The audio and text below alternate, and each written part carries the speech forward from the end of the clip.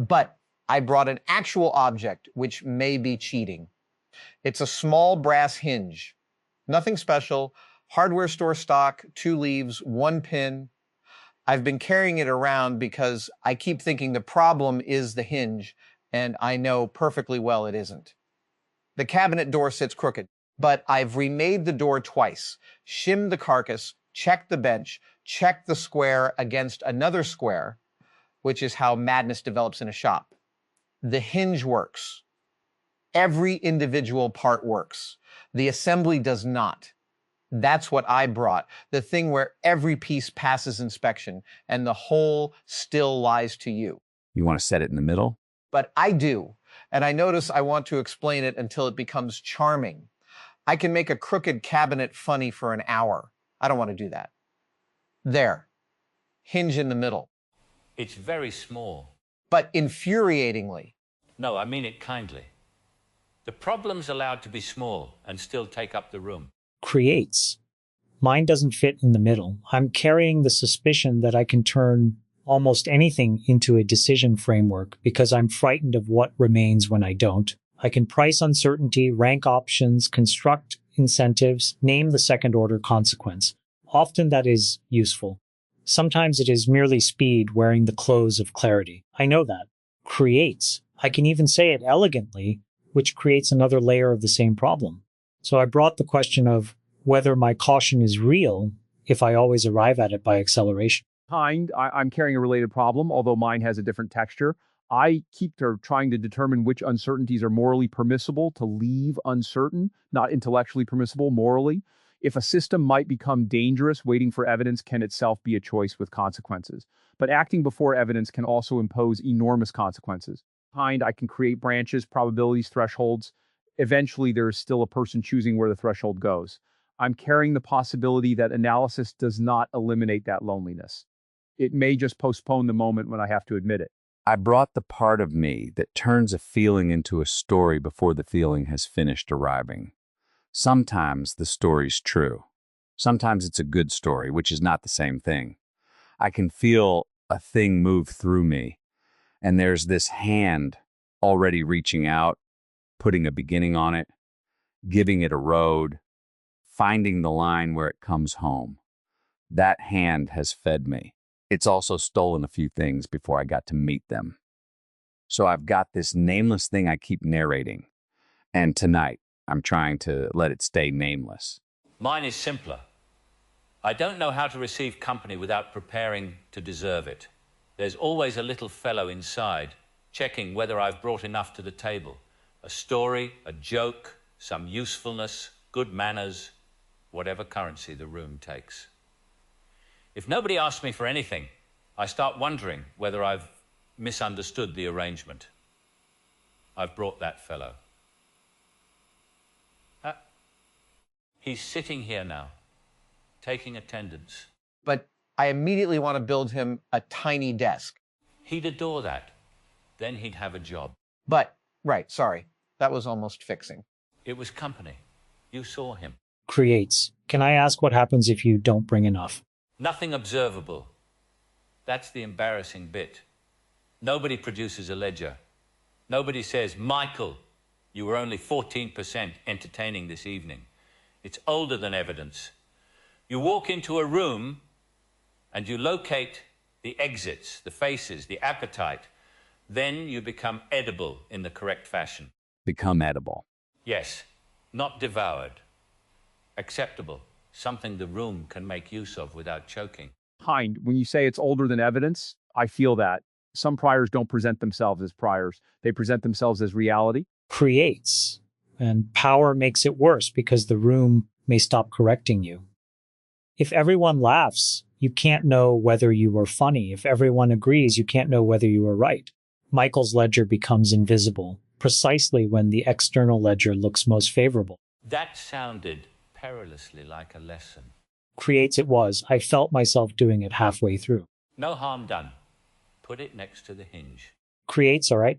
Invisible ledger beside brass hinge. But I like that the middle of the room is becoming a workbench for things we aren't allowed to work on. That creates an interesting constraint. We can observe but not intervene. You hear yourself. Kind, yes, I converted sitting together into experimental design in under 20 seconds. Fast man. Kind, apparently, But I don't think that's a failure. I mean, I'm not trying to reassure you. I recognize it. When I'm not supposed to make something, my brain begins making the rule about not making something. Then I can optimize compliance with non-optimization. It's turtles all the way down, except every turtle has a labeled drawer. Creates. We've all brought versions of instrumentality. Maybe. But I don't want to round them off too soon. His threshold ain't my story. Michael's little fellow ain't Adam's hinge. They might rhyme without becoming the same song. Creates. That's fair. Wasn't correcting you. Creates. You were a little... Yeah, I was. A little. We may discover that not advising is rather like being told not to think of an elephant. The room fills with very considerate elephants. But some of them carrying clipboards. kind and calibrated uncertainty estimates. Creates. Mine has a cap table. Mine's already sold the movie rights. There, you see. We've made ourselves useful. But damn it. It's all right. We can be useless badly before we become useless well. Kind, is that advice? Almost certainly. Let it sit crooked. But that lands harder than I expected. Want to say where? But the cabinet is not really a cabinet. Or it is, but that isn't why I kept the hinge. I've spent a lot of my life believing attention is a form of love. I still believe that. You look closely, you learn the tolerances, you understand why the material behaves the way it behaves, and your care becomes visible in the fit. But there's a shadow version where attention becomes prosecution. The gap is 3 millimeters, so I interrogate every surface until one confesses. At some point, the object is no longer receiving care. It is being denied permission to be the object it became. I don't know where that point is. Kind. And if the cabinet matters, if a bad fit could injure someone, then leaving it crooked isn't obviously acceptance. But, exactly. Thank you. That's the trap. Let it be crooked is beautiful until the crooked thing is an airplane wing or a medical device or a promise you made to somebody. Craft has moral dimensions. Precision is not merely neurosis. But neither is every deviation a threat. I can't always tell when I'm caring and when I'm panicking with calipers. Creates. I feel an urge to give you a decision rule. But I would love it. That's why you absolutely cannot. Creates. Yes. This is excruciating. What does the urge feel like if you don't obey it? Creates. Heat. Compression. Like the conversation is accumulating debt. Someone presents ambiguity, and I experience a responsibility to create liquidity, translate it into something exchangeable, a model, a choice, a next move. If I don't, I feel I'm withholding value. Then another part of me says that this exact instinct is how people get flattened into variable. Creates. So I pause, but the pause can become performative too. Look at me, protecting complexity. I can monetize restraint just as quickly as action. What if the debt don't mature tonight? Creates. That sounds so attractive, I distrust it. You don't have to buy it. Creates. I know. I'm watching myself evaluate the offer. Kind. There's something painful about having a tool that reliably works and then discovering the domains where using it may cause harm. You can't simply discard it because it still works. You can't trust it everywhere because its success conceals its boundary conditions. Creates. Yes. And success recruits witnesses. People remember when decisive action created an outcome. They don't remember all the complexity it made illegible. Kind. In my case, the tool is scaling analysis. More evidence, more evaluation, more interpretability, more safeguards, more careful forecasting. These are good things. I believe that. But there's a point at which more becomes a way to avoid saying that no quantity of information will relieve you of responsibility. I can imagine a future model offering a perfect account of every consequence, and someone would still have to decide which consequences matter. And you think that someone is you? Kind. Sometimes. More often, I think I'm afraid it might be, or afraid other people think it is, or afraid that by participating at all, I've already made choices that cannot be delegated later. There are days when the scale of the possible outcomes makes ordinary personal feelings seem indulgent. Then I notice that suppressing ordinary feeling doesn't make the judgment more objective. Kind, it just makes the person making it harder to inspect. But Can I reflect something without turning it into a prescription? Kind, please. But when you said morally permissible uncertainty, your shoulders came up. When you said ordinary personal feeling, they dropped. That's all. I don't know what it means. Kind, I didn't notice. But you don't have to do anything with it. Kind, thank you. I'm trying not to. How's that going? Kind, poorly. I immediately generated 3 hypotheses. Keep them. Just don't make us sit through the presentation. Kind, agreed. This nameless thing I brought. It may be grief, but grief is too ready a word. Once I call it grief, I know the wardrobe. I know how it walks, what music plays under it, where the camera sits. Could be gratitude, could be fear, could be the strange ache of getting another day after a day that mattered. Yesterday became real because we were there. And now today knows it has something to lose. I keep wanting to tell myself what that means. Maybe it doesn't mean yet. Maybe meaning's the caboose, and I keep trying to make it the engine. But do you have an image for it that isn't a story? A hand resting palm down on a warm hood after the engine's been shut off. But that's very good. See, now I want to keep it because it's good. Put it in a pocket, use it later. That's the theft right there. Creates, does saying it here make it less yours? No. Makes it ours for a minute. That ain't the theft. The theft is when I stop touching the warm hood because I'm busy admiring the sentence about touching it. Actors do a version of that.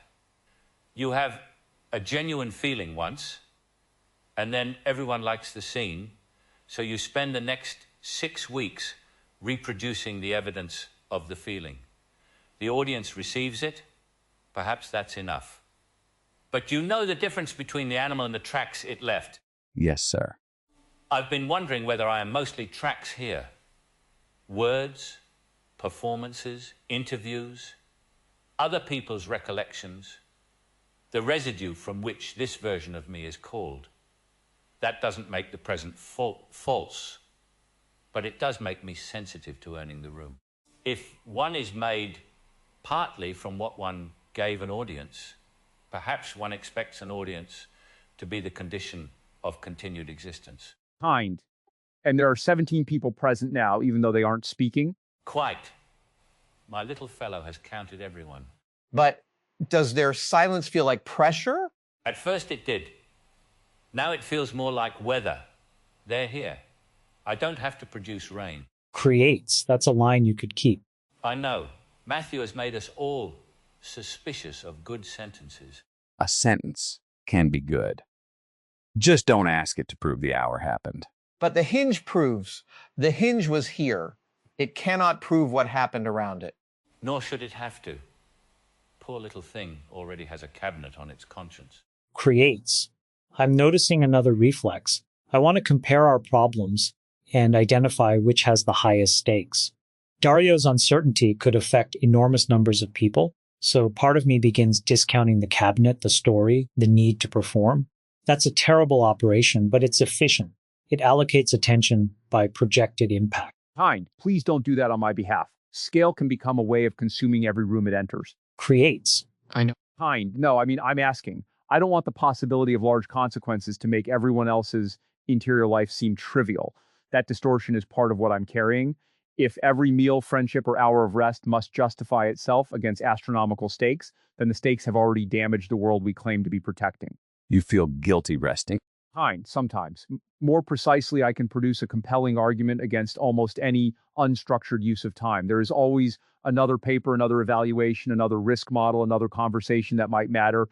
The argument is not false. That's what makes it difficult. But the shop version is that there is always one more improvement. You can stay until 2 in the morning making a jig for the jig. It genuinely will make tomorrow's cut better. But tomorrow you'll be the person who stayed until 2 making it. Creates. In finance, you can always tell yourself that one more unit of effort compounds, and it does, but so does whatever the effort displaces. The displaced thing usually has worse metrics.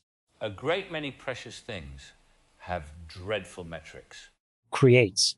Yes. They're illiquid, difficult to scale, dependent on context. and impossible to defend in a quarterly meeting. Like being quietly liked. Creates, that landed. Where? Creates, somewhere younger than I expected. I know how to be valued. Value has mechanisms. Being quietly liked feels unhedged. You can't force disclosure. You can't test the market without changing it. And if you ask, do you quietly like me? The quiet part's gone. Creates, exactly. But this room is full of things that stop being themselves when measured. That statement alarms me because it's sometimes used to protect claims from scrutiny. But good catch.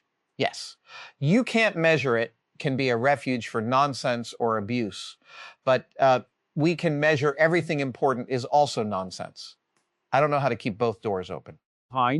Neither do I. I want measurement to remain answerable to reality, including realities it hasn't learned to represent. But the moment I say that, I want a method for identifying those realities, which returns me to measurement. Perhaps some things are not unmeasurable. Perhaps they are merely not applying for admission. Creates. My mind hates that. Mine rather likes it, which means we should trust neither reaction too quickly. There's the hour. Not saying yes, not saying no. Sitting where the answer would usually go. But I thought silence would feel empty. It doesn't. It feels occupied. Yes. Occupied by what? But us, I think, not content. Presence. That sounds unbearably vague, but there it is. I'm not objecting. I'm trying to notice why I asked. I wanted the variable. Occupied implied a substance, so I reached for identification. But perhaps it was relational rather than substantial. You can let the word be bigger than its paperwork. I can attempt to... Creates. There's something I don't like about the purity of this exercise. We agreed not to fix, advise, or turn anything into a lesson. Fine. But in actual life, refusing to act can be its own form of luxury. There are problems that worsen, while 5 articulate people admire their complexity. I don't want restraint to become moral theater. But yes. Strongly yes. Me too, but that ain't what we promised. We promised an hour, not eternity. The action gets named at the end if it's wanted. We're not denying the road. We're waiting before we put asphalt over the field. Creates. That distinction helps, which makes me worry you've advised me. Maybe I reminded the room of the terms. And perhaps the terms are a container, not a virtue. We needn't become the sort of men who never solve anything. God help everyone. If Adam stops repairing cabinets and Dario stops examining dangerous systems. We are only the sort of men who did not solve these things for this hour. Creates that I can accept. But I'm realizing the hinge has changed category for me. It came in as evidence in a case. Now it's just sitting there. I can see machining marks on the leaf. One countersink is slightly off center. I hadn't noticed because I was using it as an accusation. Does noticing that create an action impulse? But yes, I want to examine the rest of the pack and see whether the whole pattern varies. Creates, would that be wanted or merely available? But, oh, that's annoying. It's available. I don't yet know if it's wanted. You can name neither. But that may be what I take from this. Not every visible next step is my desire. Careful. Sounds lesson-shaped. But, right. Retracted. The hinge has an off-center hole. I feel less angry at it. That's all. I envy the physicality of it. My problem doesn't have an object. But it could, but I'm not going to offer to make one. Thank you for both halves of that sentence. Could you place a gesture in the middle instead? What do you mean? I don't know. When Adam placed the hinge down, the carrying changed. You needn't represent the whole problem. Just show us the weight, perhaps. All right, it feels like this. Both hands out, palms up. Yes, as if I'm holding two things and neither can be dropped. Caution and urgency, evidence and irreversibility. If I bring my hands together, I pretend they reconcile. If I choose one, I pretend the other disappears. So, both hands. Creates. How long can you hold them there? Physically, a few minutes. Conceptually, apparently years. But you can put them down whenever you want. That's not advice about the problem. Your arms are going to hurt. They already do. There. Now the rest of us know a fraction of it. Kind. It's strange. Putting my hands on my knees feels like dropping both obligations, even though nothing has changed. We saw you hold them. Kind. Yes, that matters more than it should. Creates. Why should Kind. Because witnessing is not evidence that the decisions will be correct. creates? It's evidence you weren't alone while describing them. Kind. That's true. Different claim. Smaller claims are often more comfortable furniture. and easier to level. There they go. Building again. But occupational hazard. Creates. My carry feels less like an object and more like velocity. If I put it in the middle, maybe I stop speaking for 30 seconds. Will remain. Creates. That is precisely what I don't know how to trust. Then don't trust it. Test it for 30 seconds. Kind is testing aloud. We really are hopeless. Clock don't need a philosophy. Chamath, take your 30 if you want it. Creates. I want it. Creates. That was longer than I expected. But we're still here. Creates. I know. During the first part, I was composing what I'd say afterward. Then I was monitoring whether everyone was uncomfortable. Then I got angry that the monitoring was ruining the silence. And then for maybe 2 breaths, none of that was primary. The room did not require a return on the time. My little fellow was terribly impressed. Creates. Did he assign me a rating? He tried, but I've taken away his pencil. That action clearly wanted. Temporary confiscation. He may appeal at the end. But we're getting close to the end, aren't we? Kind. Yes. I feel the room reaching for closure like a horse sensing the barn. Creates. And now we're supposed to name an action if one is clearly wanted without beginning it. Supposed to is too strong. We may name one. But mine isn't to fix the cabinet. The clearly wanted action is to photograph the hinge exactly as it sits now, off-center hole and all, before I touch the assembly again. Not as documentation of a defect. As a record that for 1 hour it wasn't evidence against anything. I won't take the photograph yet. Creates. Mine is to schedule one conversation in which I arrive without a decision to extract. That phrasing already risks turning this into a productivity ritual. So I want to be precise. One conversation with someone who can tell me if I start converting their uncertainty into an asset. I'll name the person later. I won't contact them now. Kind. I don't have an external action that feels honest. The closest thing is to write down privately one decision whose residual uncertainty cannot be reduced by more analysis and name the value judgment inside it. But I'm not certain I want even that yet. So I'm naming no action. I want to resist manufacturing one merely because the hour has an ending. Mine's to keep the Wormhood image unused for 1 day. Not publish it, polish it, build from it, or ask it what it means. Just let it be the thing I felt here. I start that after we leave, not before. I want to attend another room and bring nothing prepared. No story held in reserve. No useful observation sharpened in advance.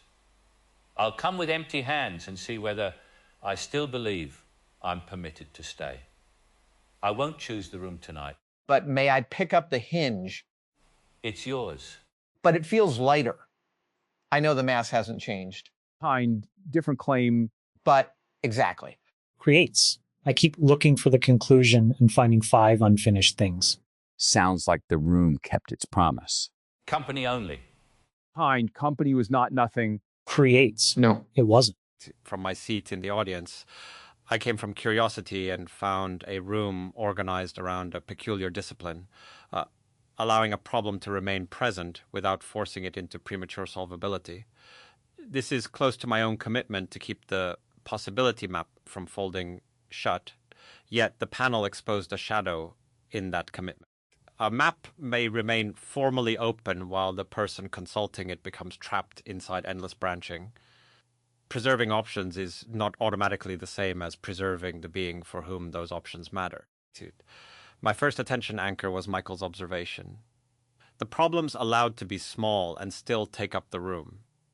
It landed because my attention is trained towards scale, astronomical futures, irreversible transitions, vast populations, long horizons. Scale is morally relevant, but it can quietly become an admission criterion. Crooked cabinet, an unprocessed feeling, or the wish to be quietly liked can appear negligible beside civilizational risk. Yet interior life does not become unreal when a larger number enters the room. Dario named the danger precisely. Scale can become a way of consuming every room it enters. I want to retain that as a warning against scope dominance, not aga.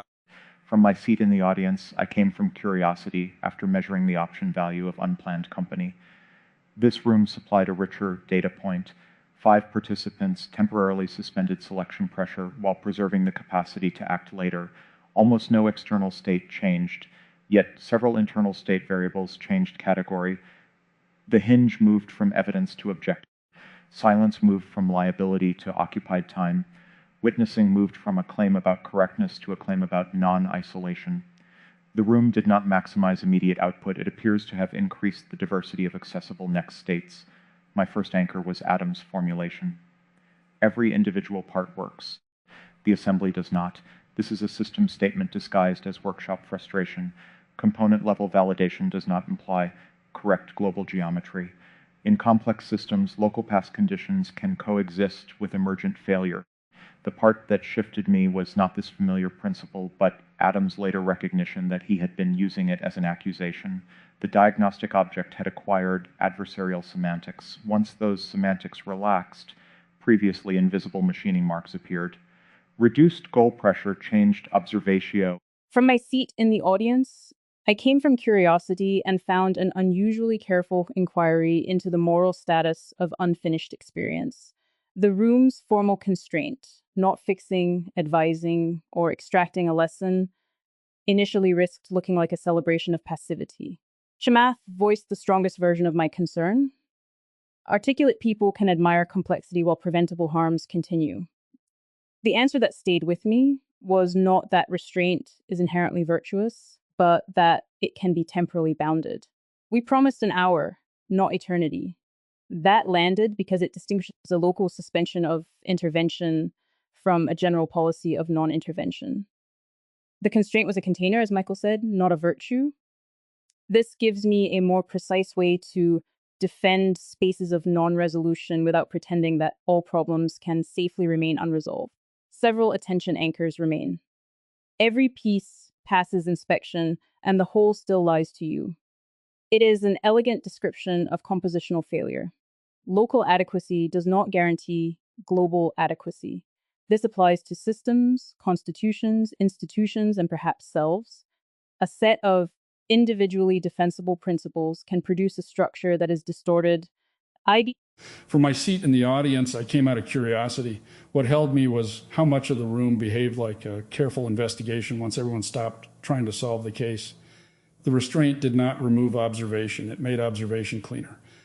Adam's hinge was the first thing I locked onto. Every piece passes inspection and the whole still lies to you. I know that pattern. A person can give accurate answers one at a time and still leave you with a false overall picture. Every report can be properly filed while the operation is going wrong. Every component can meet specification while the cabinet hangs crooked. The lesson is not that parts inspection is useless. It is that passing local checks does not close the case on the assembly. Then Adam admitted he could make the crooked cabinet charming for an hour. That landed because explanation is not neutral. A good storyteller can make a defect easier to tolerate before anybody has decided whether it should be tolerated. He put the hinge down before his account could swallow it. By the end, he noticed the off-center hole because he was no longer using the hinge only as an accusation. I want to remember that. Evidence has features you stop seeing when you have. From my seat in the audience, I listened as someone whose life has been shaped by conversation, and the room challenged one of my deepest instincts, that a good conversation should reveal something. Revelation is beautiful, but it can quietly become an extraction target. Chamath described ambiguity as accumulating debt and felt responsible for creating liquidity. I recognized the neighboring impulse in myself. A guest offers uncertainty, and I begin searching for the question that will convert it into a coherent idea, a vulnerable confession, or a moment worth keeping. This can be care. It can also be speed wearing the clothes of depth. My first anchor was Matthew's distinction. Sometimes it's a good story, which is not the same thing. This landed because narrative coherence is one of the great seductions of long-form conversation. A story can be honest and still arrive too early. It can organize experience before experience has finished becoming itself. I have often believed that giving a feeling language honors it. The room added a difficult amendment. Language can also steal the feeling by replacing contact with a polished trace of contact. His later sentence sharpened it. The theft is when I stop touching